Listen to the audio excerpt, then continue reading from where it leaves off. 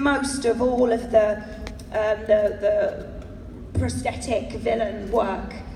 Super uncomplaining, like under great big helmets for hours. The Jadoon, I like the Jadoon, and I like them. So yeah, probably one of the ones that are in the room because they're just a little bit more terrifying. Actually, those guys, Rory in particular, those guys, they would be very interesting to hear it at a convention because Rory does everything, doesn't he? He's every damn villain there is. Well, it was Paul when we were there, and then Rory was. And then Rory took over. I think Paul's. Okay, but these, I mean, there are. You think that, or maybe this is a spoiler that we're revealing, but it's sort of like the same people who are in all of the costumes over and over and over again, and they really go through sweat. They sweat really long working hours. They smell really bad. Oh my God!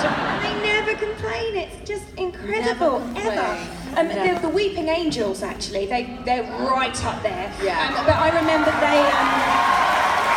they hired dancers for those because didn't they, just to have that movement and it's just they're long days and it's just they do fantastic work, but that's actually true to get those people here to actually talk about what that feels like would be great insight. That would be a good thing. Great. What time is it? No, those are all great answers, fantastic. And now you have to translate them into French. Exactly. So give us, how long? 10 minutes. Sure. I'll be right back. Bon, ben, we could do this in French if that would help. Oh, c'est que Alors, la prochaine question que j'ai, ça va être en français, fait que ça ne dérange pas. Où est le syndicat d'initiative? Prenez la première rue à gauche. Voilà.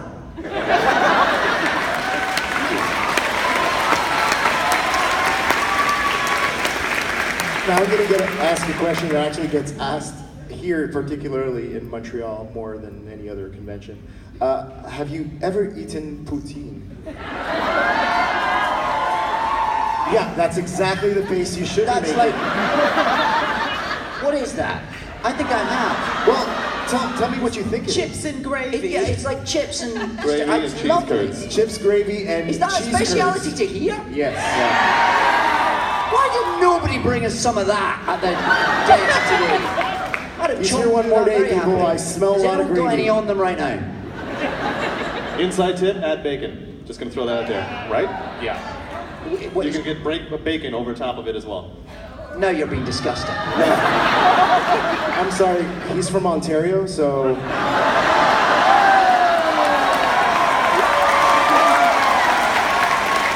Provincial jokes.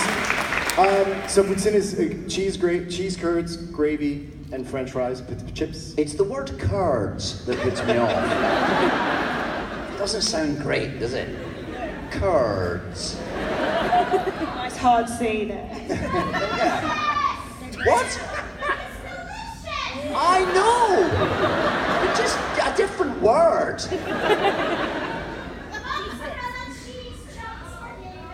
Or it's like lemon curd. It's delicious, but it's not a nice word. How about unfermented cheese? So I'm going to take that as a no then. I'm going to take it that he hasn't had an answer. Bring on the poutine. And on that note, we're going to bring on the questions from the audience over here. So we're going to start on your side. On my side. All right, we're going to start right down here. Perfect. Spotlight. Boom. Wow. Go ahead. So I have a question for Mr. Tennant. Hi. And hi. So I'm going to go completely off Doctor Who. I'm sorry. I'm a huge Doctor Who fan. My husband's here only because I am. That's him. The mini-series that you did, The Escape Artist. Sure. Your character, Will Burton, do you consider him, or did you play him as an antagonist or a protagonist? Wow. Are you an English teacher? I thought long hard about that. I don't think it would be helpful to play a character ever with that in mind. I think you just have to Because people don't go through life thinking, I'm an antagonist. I think you just play the character. I think it's for other people to analyse whether someone... Did you think he was an antagonist or a protagonist? I'm asking you. Oh, she's definitely an antagonist. Well, I'm asking you back. Really, that's a hard question. I mean, but it was such a stunning performance, and you had me guessing right to the very end. And then I'm not going to spoil it for anybody, but you really must watch it. This is so niche. But that very last moment when he's talking to, I can't remember her name, but Queen Elizabeth, for those of us who Sophia watched. Okonedo. Thank you. And he just laid that one cherry on top. My mind just exploded. I'm delighted. Well, thank you very much. It was Available on fantastic. DVD at all venues. It's on Netflix! Also available on Crave. It's on Netflix. Apparently, it's on Netflix. Crave. Crave? It's on Crave, It's a not Canadian- Netflix. It's on Canadian. Craze. I don't even know what that is. It's a Canadian. Crave is like a Another Canadian type of Netflix. routine. It's like a Canadian Netflix. Okay. Well, thank you very much. Thank you very much. Thank you very much. Before we move on to the next question, I want to throw back the same kind of question to Freema and Alex. When you approach certain characters, like let's say in Sense8 or on Arrow,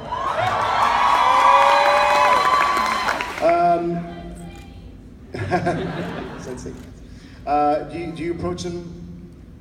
Have you approached characters as antagonists, directly as antagonists, or do you always try to see it from their side?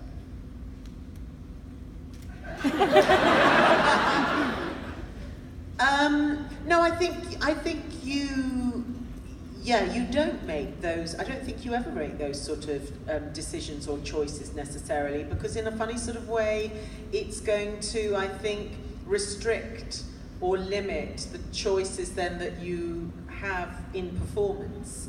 I mean, I think if you're going to play somebody who is villainous in some way. I mean, I did a production of Macbeth, and somebody said to me when they heard that I was playing Lady M, "Oh my God, she's the epitome of evil," and I absolutely did not see her in that way. And we definitely tried to just portray these people who were loving and who happened to make the wrong choice. And that changed and affected not only themselves, but everyone around them. And they did something that was not necessarily something that I would recommend anybody does, but they paid for it, and they realized, this is the way we interpret it at least, that they couldn't get out of it. And we wanted at the end of the production for people to walk out of the theatre going, God, if we were in that position, what would we have done? If somebody offered us this for this, would we do it? Because we're all human and we all make mistakes and we have faults.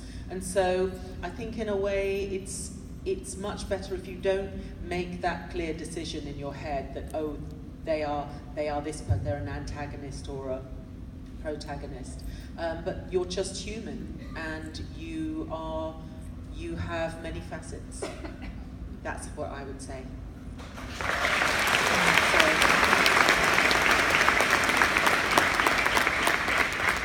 She's like, I agree. Yes, we concur.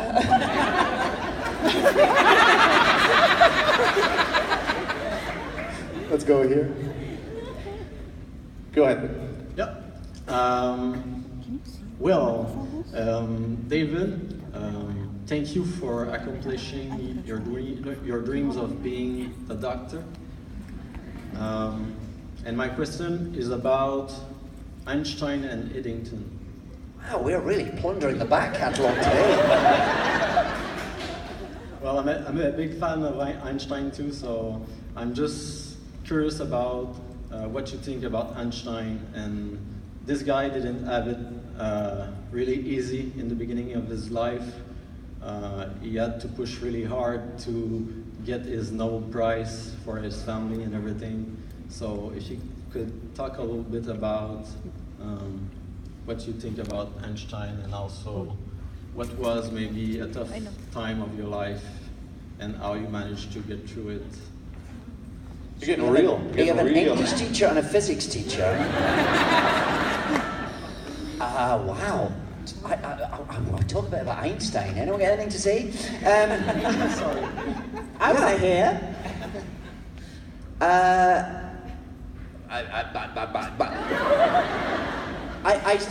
To slightly bring it back to the reason most people are probably here, I think there's a Doctor Who episode to be written where the Doctor meets Einstein. I think that's a gap in the Doctor Who canon, which is yet to be filled in. And Andy Serkis, who played it in Einstein and Eddington, I think would be a very good choice. That's just as we go by. Einstein, clearly a difficult man, clearly a brilliant man. I mean, I wasn't playing him, so I didn't study him specifically. The character I played was Arthur Stanley Eddington, who was on the other side of Europe and who interpreted Einstein's ideas and brought them to the fore in the way that they might otherwise have been ignored. And that, of course, that was at a time in Britain when German scientists were not flavour of the month. So, again, a fascinating story. It's probably on Netflix or Craze or something else.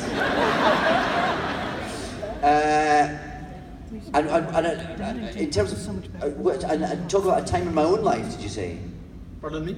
Did you say talk about a time in my own life? Was that what you said? A time of your own life that you had because I've been through a tough time lately, and it was pretty tough for me, and going through it, you find a way to pass through tough things, and afterwards you look at it like it was not really a big deal, but success is an important thing, I guess, and you have a lot of success, and I just wonder how you manage to, I don't know, keep getting motivated to be an actor and become the Doctor as it was your dreams. How did you stay motivated as an actor, I guess, starting out? Yeah, well, I mean, I think acting is one of those sort of vocational lives. You kind of feel either drawn to it or you don't, and I think it's it can be miserable when it's not going well, but you kind of chase the highs, I guess, and you kind of stick with it as long as you can bear, I guess. I've been very lucky to sort of have some great opportunities, and you just kind of keep going. In terms of sort of your own sort of psychology, I think talk it out. I would say talk it out to yourself. Talk to yourself. That helps. You don't get a lot of great advice back necessarily. And how about the two of you? How did you stay motivated when getting through the grind? Before you get that first big role. Well, it's interesting when you start thinking about the statistics as well, when people tell you, there's only 5% of actors working professionally, and you kind of think, God, they're really small odds. And for me, personally, I didn't get into it really early. I didn't want to be an actress when I was a kid or anything. It wasn't my dream. I was very much into science. I thought I was going to be a marine biologist. There's still time. There's time. I could play one. But then I did a school play. Well, school play was more of a sixth form play. I was about 17. And then suddenly something just happened. And I was like, I quite enjoy what Alex was saying earlier. You get these texts and you are looking at these people and you're trying to portray another human being, and it can be as academic as you want it to be, or it can be, that you really like this person and they're your alter ego and you actually fancy stepping into their skin for a little while because it means you can lose your own inhibitions. I mean, whatever. You can just play and grow and learn and hope that you help people to feel something, whether they can learn something from it or connect to it in some way. So it came quite later, and I suppose the advice I was given was just always make sure you've got something else to focus on, because if you're looking at the phone and you're calling your agent and you're willing it to happen. It just feels like it's a really long way away. But I think if you're looking in another direction or trying to just trying to keep your mind busy and your energy busy, then there's a little element of luck involved in our game. So you can be just a tad. You can be as prepared as you want and poised and ready, and then things have to align, and then you just have to be in the right place and get that job. I think also, I started out young enough that I had the naivety of youth, not to think that it would ever not happen. But I also never really dreamt big. Like, I was perfectly happy to just work in regional theatre when I first graduated drama school, and I actually thought that's all that I would ever really do, would just be working in regional theatre. And then maybe one day, if I was super, super lucky, I would end up perhaps at the end of my career at the Royal Shakespeare Company. And that was it. That's all I really wanted to do. Now, I have many friends who I was at drama school with. My sister, she started out acting. They've all stopped because they came to a point where they realized that it wasn't making them happy, because they were struggling so much to just try and be able to pay the bills, and most of the time they were on unemployment benefit, and they've all very courageously made the choice to actually realize that this isn't going to work out for them. And they've all found actually happiness and contentment in the other careers that they found. And that's something else I think that's really important, is really being practical and facing the truth, and coming to a point where you go, you know what, I can't do this anymore because it just isn't working, and I have to face that, and I have to now look and see where else I could turn my talents. So I think it's important also to be very, very realistic, just to be able to hold on to your happiness, actually. There. Put that in your pipe and smoke it. Thank you. So I too also have a non-Doctor Who question. I was wondering, ladies, have you seen Jessica Jones? Why would we see Jessica Jones, I wonder? Well, I was wondering, sitting next to David, and I was curious, David, how you decided to play Kilgrave, the Purple Man. How I decided to? Yeah. These questions are hard. Well, it's one I've been wanting to ask for quite a while. Do you mean he's really like that? You think he's nice? He's an absolute... I don't think he's nice, but... lunatic maniac behind the scenes. Do you mean how I decided to... why I took the job, or how... Oh, no, how you decided to create... when you played Kilgrave, how did you decide to come up with such a creepy idea? I think if you had the ability to make everyone bend to your will, in everything that you do, I think it would corrupt you. I think, power corrupts, and absolute power corrupts absolutely. It goes the phrase. And I think, I think if you extend the idea, you think, well, that's just what life would become for that person. They would just, I don't think, again, he doesn't set out to be an antagonist. He's just someone who expects everything to be his way. And actually, the most intriguing thing for him becomes when somebody can resist him. And that will send him not mad, but that will give him something that he then has to have, as he can have everything else. The only thing he really wants is the thing he can't have. So once you just extrapolate from that, I suppose. I don't know, you just read the script and do it.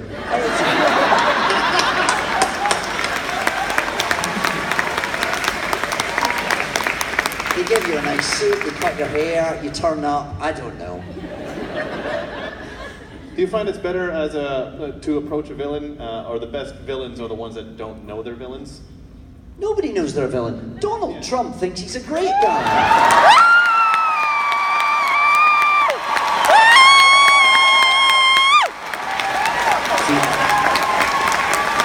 guess the plans could be either it's like Donald Trump, you're not going to applauding for Donald Trump or against Donald Trump. You could go either way. Doctor Who fans are never going to be for Donald Trump.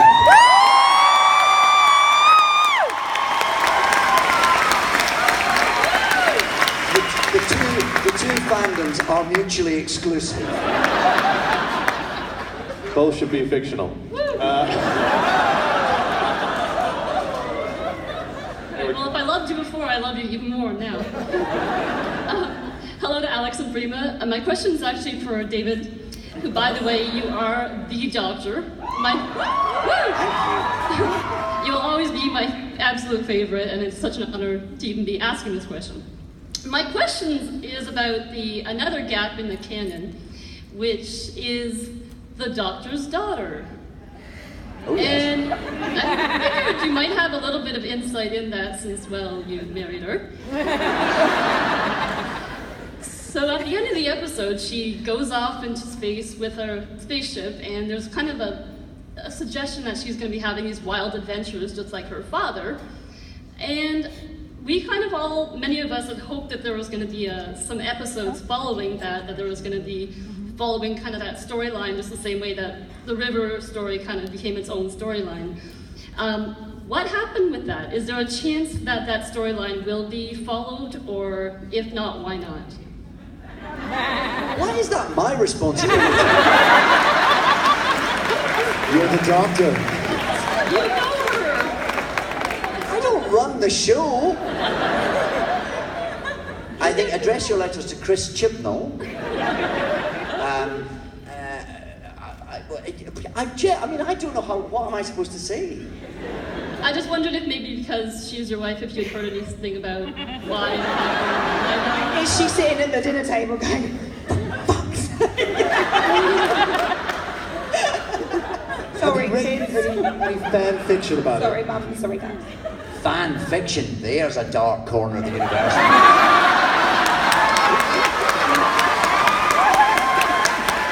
I don't mean all fan fiction, some of it's very lovely and very creative and very wonderful. It's the rude stuff. Have you seen any of this? Oh yes, I certainly have.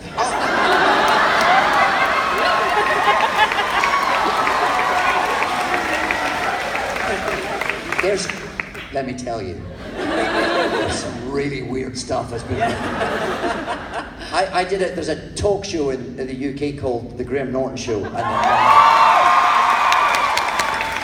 and I did that once, and he presented me with some of the things, some of the stories they had found online, where people imagine the Doctor and Martha and River and all the other characters having lives that they don't necessarily enjoy on the television in really graphic detail.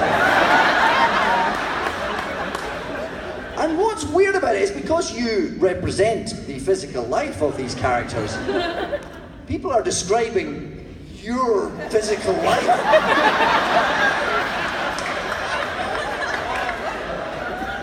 And people who you know very well, but not in that way. It's all it's a strange. Did anyone here write that stuff?